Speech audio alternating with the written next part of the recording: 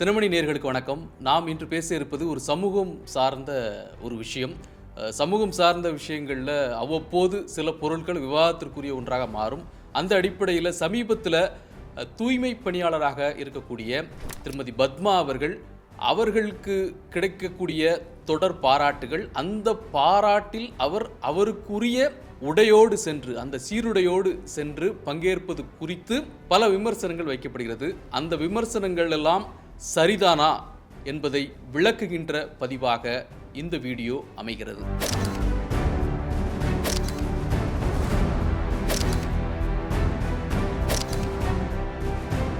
தூய்மை பணியாளர் திருமதி பத்மா அவர்கள் நிறைய நம்ம சமீபமாக பார்த்துட்டு இருக்கோம். குறிப்பாக பார்த்தீங்கன்னா கடந்த மாதம், அதாவது ஜனவரி மாதம் 11ஆம் தேதி அவர் பணியில் இருக்கின்ற பொழுது ஒரு 45 சவரன் நகை ஆபரணங்களுடைய ஒரு பையை கண்டெடுக்கிறாரு. அது கண்டெடுத்த உடனே அவருக்கு இவ்வளவு நகைகள் இருக்குதுன்னு பார்த்து யார் இது தவற விட்டார்களோ அப்படிங்கிற ஒரு எண்ணத்தில் உடனடியாக போய் அதை காவல் நிலையத்தில் ஒப்படைத்து தகவல்கள் எல்லாம் தெரிவிக்கிறாரு. அதற்கு பிறகு விசாரணைகள் மேற்கொள்ளப்பட்டு அந்த நகை உரிமையாளரிடம் ஒப்படைக்கப்படுது. இந்த தகவல், இந்த செய்தி பெரிய அளவில் ஊடகங்களில் வெளிவருது. எவ்வளவு நியாயமாக நடந்திருக்கிறார் தூய்மை பணியாளராக இருக்கக்கூடிய திருமதி பத்மா அவர் நினைத்திருந்தால் இது ஏதோ ஒரு பையன் சொல்லி உள்ள நகை இருக்குது, பார்த்தாச்சு, தங்கம் விற்கிற விலை எப்படி இருக்குது, தனதாக்கி கொள்ளணும் அப்படிங்கிற எண்ணம் ஒரு சின்னதாக ஒருத்தருக்குள்ளே வரக்கூடிய இயல்பு. ஆனால் மாறாக அவர் நினைத்தது என்ன அப்படின்னு பார்த்தீங்கன்னா, இது யார் தவற விட்டுறாங்க, இவ்வளவு நகையை தவற விட்டாங்களோ அவங்க என்ன பாடுபடுவாங்க, அதை எங்கே தேடிட்டு இருப்பாங்க, எப்படி சேர்த்த நகையோ, இப்படியெல்லாம் அவர் யோசித்து அதை ஒப்படைக்கிறார் அப்படின்னு பார்க்கலாம். இன்னொன்று, இந்த பொருள் என்னோடதில்லை, எனக்கு சொந்தமானதில்லை, எனது உழைப்பில் வந்ததில்லை, யாரோ ஒருவர் கூடிய பொருள், அது நம்ம கையில் கிடச்சிருக்கு, அது நம்மிடம் இருப்பது நியாயமில்லை அப்படிங்கிற அடிப்படையில் அதை கொண்டு போய் ஒப்படைக்கிறார். இதெல்லாம் சரி. இந்த தகவல்கள் ஊடகங்களில் வந்த பிறகு அவருக்கு பாராட்டுகள் குவிகிறது. இந்த பாராட்டுகளுக்கு உரிய தகுதி நிச்சயமாக அவருக்கு இருக்குது. ஆனால் அவர் செய்தது அவ்வளோ ஒரு மகத்தான செயல். அதுவும் இந்த காலகட்டத்தில், இது போன்று பணத்தை நோக்கி வேகமாக ஓடிக்கொண்டிருக்கூடிய ஒரு காலகட்டத்தில், பணத்தை இன்னொருடம் பறித்து கொண்டு செய்யக்கூடிய செயல்களெல்லாம் அதிகரித்து வரக்கூடிய ஒரு காலகட்டத்தில், எப்படி வேண்டுமானாலும் பணம் சம்பாதிக்கலாம் அப்படின்னு இருக்கக்கூடிய ஒரு காலகட்டம். இதை எப்படி வேணாலும் நம்ம வரிசைப்படுத்தலாம். அப்படி இருக்கக்கூடிய ஒரு சூழலில் ஒரு பெண்மணி சாதாரணமான வாழ்வியல் முறைகளை மேற்கொண்டு வரக்கூடிய ஒரு ஏழை தொழிலாளியாக இருக்கக்கூடிய அந்த பெண்மணி இதை செய்திருக்கிறார் அப்படிங்கிற அடிப்படையில் அதை பெரிய அளவில் ஊடகங்கள் எல்லாம் கொண்டாடி தீர்த்தன என்று சொல்லலாம். கொண்டாடி தீர்ப்பதற்கான அந்த செயலும் அதற்குரிய மரியாதைக்குரிய செயல்தான் அப்படிங்கிறது. சரி, இதில் என்ன இப்போது விவாதத்திற்குரியதா எது மாறு? திருமதி பத்மா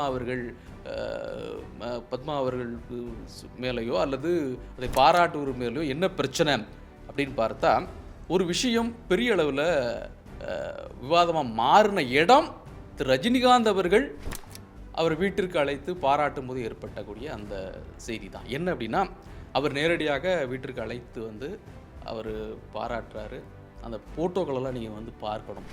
அவங்க ஏன்னா ரஜினி அவர்கள் உச்சபட்சம் நடத்துகிறோம். அவர் மேலே பல விமர்சனங்கள் இருக்கலாம், அவருக்கு பிடிக்காதவர்கள் இருக்கலாம், பிடித்தவர்கள். ஆனால் அதை தாண்டி அவரை அங்கீகரிக்கணும், அந்த பெண்மணி அவருடைய செயல்பாட்டை அங்கீகரிக்கணும்னு சொல்லி நேரடியாக வீட்டிற்கு அழைத்து அவரை அரவணைத்து அந்த ஃபோட்டோவில் அவங்க பாருங்கள், அவ்வளோ ஒரு மகிழ்ச்சி அவங்ககிட்ட இருக்குது. அவங்க தயங்குறாங்க, இவரோடு நம்ம ஒரு பெரிய ஸ்டாராக இருக்கார, நெருக்கமாக நிற்கலாமாங்கிற யோசிக்கிறதை நம்ம அந்த ஃபோட்டோ மூலமாக நம்ம புரிந்து கொள்ள முடிகிறது.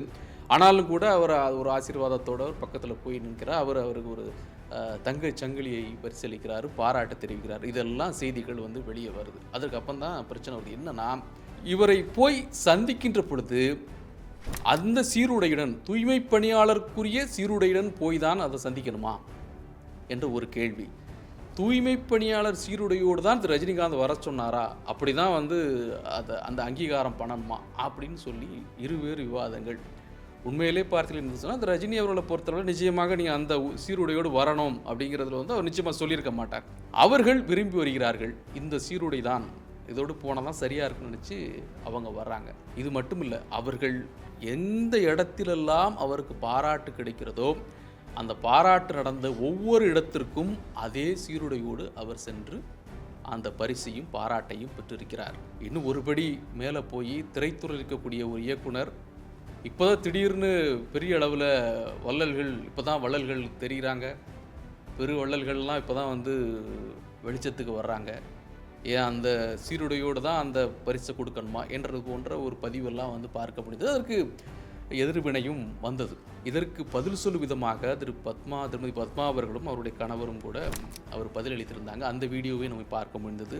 அவங்க என்ன சொல்கிறாங்கன்னா, ரொம்ப தெளிவாக இது என்னுடைய அடையாளம், இதை நான் இந்த உடையை வந்து விரும்பி அணிந்து செல்கிறேன், இதுதான் பத்மா தூய்மை பணியாளர் அப்படின்னு சொன்னால் இதுதான் என்னுடைய உடை, இந்த உடையில் நான் வந்து இந்த உடையை நான் வந்து ரொம்ப தரம் குறைந்ததாக நினைக்கவில்லை, என்னுடைய அடையாளமாக நினைக்கிறேன், அதனால் நான் எங்கே போனாலும் அதை போட்டுட்டு போகிறேன், அந்த சீருடையோடு நான் செல்கிறேன் என்ற ஒரு பதிலை அவர் சொன்ன பிறகு இந்த பிரச்சனை ஓரளவுக்கு ஒரு செட்டில் ஆச்சு அப்படின்னு சொல்லலாம்.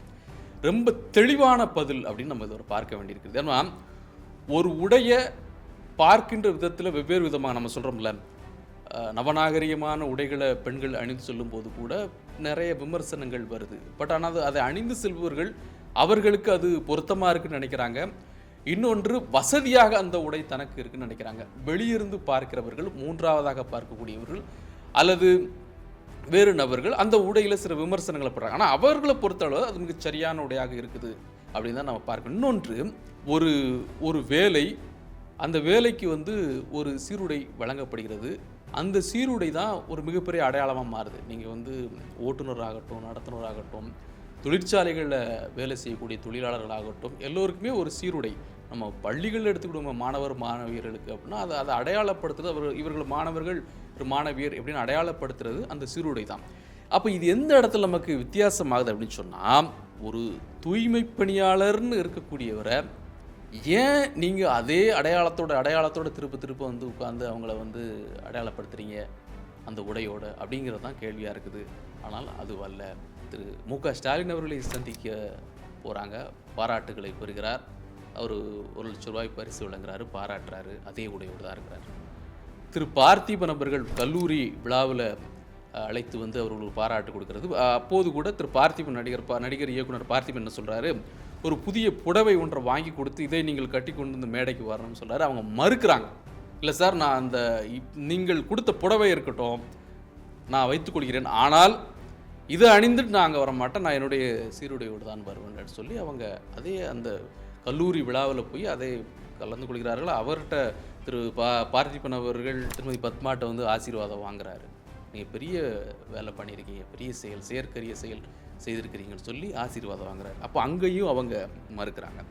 இந்திய அஞ்சல் துறை தமிழ்நாடு கோட்டம் அவருக்கு சிறப்பு தபால் தலையே வெளியிடுகிறது. அந்த நிகழ்ச்சியில் போய் அவங்க கலந்துக்கிறாங்க. அப்போதும் அதே சீருடையோடு போய் தான் அவங்க கலந்துக்கிறாங்க. மலேசிய சட்டத்துறை அமைச்சர் பேரில் அவங்க நேரடியாக அவருடைய உதவியாளரை அனுப்பி திருமதி பத்மா வீட்டுக்கு நேரடியாக அனுப்பி அவங்களுக்கு மோதிரம் அணிவிக்கிறாங்க. அந்த மோதிரத்தை பெற்றுக்கொள்ளும் போதும் அவர் அந்த சீருடையோடு இருக்கிறார்கள். அப்போ பத்மா அவர்களை பொறுத்தளவில் ஒரு விஷயத்தில் தெளிவாக இருக்கிறாங்க. நம்ம ஒரு செயல் செய்திருக்கிறோம், அதை இந்த சமூகம் நம்மை பார்க்கிறது, நம்மை அங்கீகரிக்கிறது. அந்த பாராட்டும் பெயரும் நமக்கு எதனால் கிடைத்ததுனால் நாம் செய்கின்ற அந்த வேலையால், அந்த வேலையை எதன் மூலமாக நம்ம எந்த உடையணிந்து செய்தோம், இந்த சீருடையோடு தான் நம்ம செஞ்சுருக்கிறோம். அப்போ நாம் அதன் மூலமாக கிடைக்கக்கூடிய எந்த ஒரு விஷயமா இருந்தாலும், எந்த பெயராக இருந்தாலும், புகழாக இருந்தாலும் அந்த சீருடையோடு தான் பெற வேண்டும் அப்படிங்கிறதுல அவங்க தெளிவாக இருக்கிறாங்க. எனவே அதை பெறக்கூடியவர்கள் அதை தெளிவாக இருக்கும்போது, இதில் மற்றவர்கள் அதற்குள்ளே போய் ஒரு கருத்து சொல்கிறது வந்து அந்த அளவுக்கு ஒரு தேவையான ஒன்றா அப்படிங்கிறத யோசிக்கணும். சொல்லவே கூடாதுன்னு இல்லை, அவர் கருத்தை பதிவு செய்வதற்கான வாய்ப்பு இருக்குது. எந்த இடத்துல அது மாறி போகுது அப்படின்னு சொல்லி நம்ம சுருக்கமாக முடிச்சிடலாம் இந்த பதிவை. ஒரு தனிப்பட்ட நபரை விமர்சனம் பண்ணுறதுக்கு, அவருடைய ஸ்டாண்டை பற்றி விமர்சனம் பண்ணுறதுக்கு நமக்கு வந்து உரிமை இருக்குது. அவருடைய அரசியலில் உடன்படாமல் போகலாம். அவர் கட்சி ஆரம்பிக்கணும்னு சொல்லி கடைசி வரைக்கும் சொல்லி ஆரம்பிக்கவே இல்லை, பேர் வைக்கிற அளவுக்கு போய் கடைசி நேரத்தில் பின்வாங்கிட்டார் அப்படின்னு அவர் விமர்சனம் பண்ணலாம், தப்பே கிடையாது. அவர் எடுக்கக்கூடிய அந்த அரசியல் ஸ்டாண்ட் இருக்குல்ல, சில அவருடைய சந்திப்புகளை நீங்கள் விமர்சனம், வெவ்வேறு அரசியல் சந்திப்புகளை போய் கூட நீங்கள் விமர்சனம் பண்ணலாம். இவர்களெல்லாம் போய் அவர் பார்க்குறாரு அப்படின்னு நீங்கள் சொல்லலாம். அவரை சில பேர் வந்து நேரடியாக பார்க்குறாங்க, இவர்களெல்லாம் வந்து அவர் ஒரு இந்த சமூகத்தால் ஏற்கத்தக்கவர்கள் அல்ல, இந்த சந்திப்பெல்லாம் ஏன் ரஜினிகாந்த் நடத்துகிறார். அப்படிலாம் கூட அரசியல் ரீதியாக ஒருவரை விமர்சனம் செய்வதற்கு, அவருடைய செயல்பாடுகளை விமர்சனத்துக்கு உரிமை இருக்குது. அவரோட திரைப்படங்களை விமர்சனம் பண்ணுறோம்ல படம், இப்போ அவர் திரைப்படங்கள் கூட தொடர் விமர்சனங்கள் இருக்குது. இவ்வளவு காலகட்டத்திற்கு அப்புறம் ஏன் இப்படி வன்முறை களமான திரைப்படங்கள் அவர் தந்து கொண்டிருக்கிறார்? அவரால் ஒரு குடும்ப சித்திரமாக ஒரு விஷயத்தை செய்ய முடியாதா? இத்தனை ஆண்டு காலம் ட்ராவல் பண்ணிட்டாரு. இந்த காலகட்டத்தில் கூட ஒரு நல்ல திரைப்படம் என்று சொல்வது வசூல் ரீதியாக அல்ல, ஒரு குடும்பத்தோடு பார்க்கக்கூடிய அளவில் ஒரு திரைப்படத்தை, வன்முறை அல்லாத ரத்தம் சொட்டாத ஒரு சினிமாவை திரு ரஜினிகாந்தால் செய்ய முடியாதா? கேட்கலாம், தப்பே கிடையாது. அது விமர்சன ரீதியான பார்வை. அதே மாதிரி நம்ம முன்னாடி சொன்னால் அரசியல் ரீதியான அதுவும் கேட்கலாம். ஆனால் இப்படி ஒரு சமூகத்தில் ஒரு நல்ல செயலை செய்தவர்கள், ஒரு மற்றவர்கள் உதாரணமாக ஒரு செயலை செய்தவரை வீட்டிற்கு அழைத்து அவரை சிறப்பு செய்கின்ற பொழுது அதோடு சேர்த்து வைத்து விமர்சனம் செய்வது என்பது ஒரு நிச்சயமாக ஒரு சரியான பார்வையாக இருக்க முடியாது. ஏனென்று சொன்னால் இந்த விமர்சனம் மூலமாக அவர் செய்கின்ற அந்த செயலையும் சேர்த்து விமர்சிப்பது போன்ற ஒரு பார்வை அந்த இடத்துல ஏற்படும். இந்த நேரத்தில் அதை சொல்ல வேண்டாம், அதை சொல்வதற்கு வேறு இடம் இருக்குது, வேறு தடம் இருக்குது. அதான் நாம் சொல்லணும்ல, திரைப்படம் வரும்போது சொல்லுங்கள், வராட்டா கூட திரைப்படங்கள், பழைய திரைப்படங்களை பற்றி கூட அவரை பற்றி விமர்சனம் பண்ணுங்கள். இன்னொரு பக்கம் அவர் அரசியல் இப்போ முன்னாடி எடுத்த ஸ்டாண்டு, இனிமேல் எடுக்க போகிற ஸ்டாண்டு, என்ன பண்ணுவார், அதெல்லாம் கூட பேசுங்க. இது ஏதுமே அறியாத, இன்னும் சொல்லப்போனால் அடிநிலையில் இருக்கக்கூடிய, விளிம்பில் இருக்கக்கூடிய ஒரு தொழிலாளி, அவருக்கு ஒரு பாராட்டு, ஒரு அங்கீகாரம் கிடைக்கிறது. அவரை பொறுத்தளவில் அவர் ஒரு பெரிய ஸ்டார், அவர் பக்கத்தில் நம்மளால் நெருங்க முடியுமான்னு கூட அவங்க நினச்சிருப்பாங்க.